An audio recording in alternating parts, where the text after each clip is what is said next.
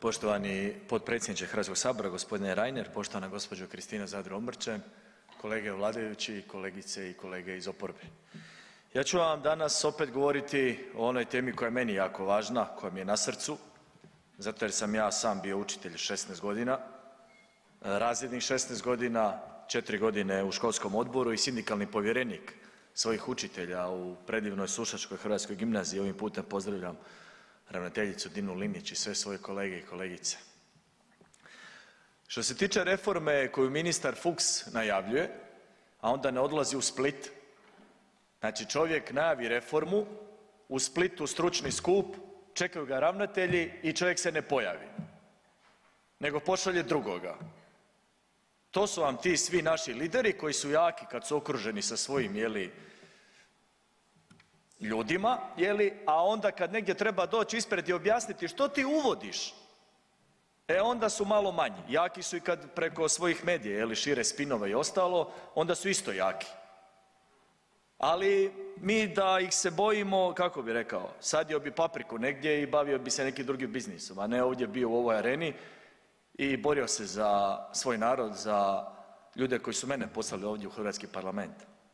Prvo, ministre, falili ste sve. Sve ste falili. Rekli bi vam ovi naši susjedi preko granice, falili ste ceo fudbal. Sve ste falili. Ne možete uvoditi reformu, nametati reformu bez suglasnosti učiteljskog vijeća. To vam je prva stepenica. Druga stepenica je ne možete uvoditi reformu, nametati reformu bez suglasnosti roditelja.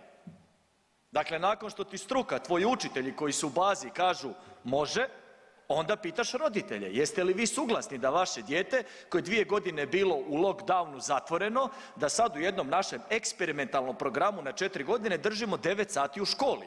Jeste li vi roditelji za to? I bez zabrijavanja mi nudimo u školi taj i taj sadržaj, to i to, dakle nema ludila. A onda vi recite da, mi smo za to.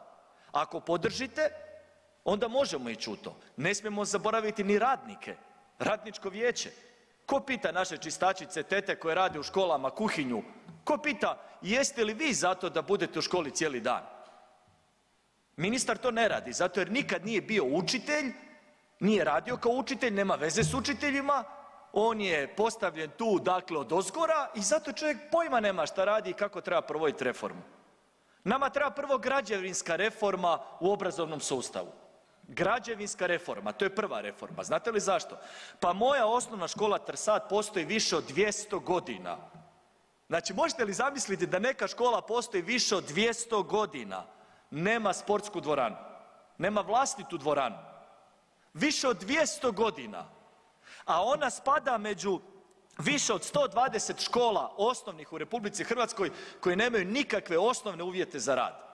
A mi ovdje pričamo povukli pare iz Bruxellesa, 300.000 eura, 50 škola, neka mi ne zamjere, molim vas, dobri moji kolege ravnatelji, mnogi su časni, najveći broj i rade dobro svoj posao. Ali isto ni u tome se ne smije generalizirati. I uvijek se gnušam generaliziranja, bez obzira što ovi spiniraju, opet i po tom pitanju. Dakle, ovdje je zajamčeno jedino ravnateljima 25% veća plaća. Normalno da će neki ravnatelji reći, čovječe, 25%, daj da izguramo to. Bez učitelja, bez radnika, bez roditelja. A mi imamo škole koje nemaju osnovne uvjete. I onda ako znamo da je prvi preduvjet da nastava bude u jednoj smjeni, mi dođemo do toga da Zagreb, Rijeka i Split imaju 10-ak škola koje imaju te uvjete. I opet će se ići prema ruralnim sredinama, izbori su blizu, ajmo izgraditi negdje školice, šutnut lovu, A što je sa djecom koji pomažu svojim roditeljima tijekom cijele ljetne sezone u Slavoniji, na poljima? O tom niko ne razmišlja.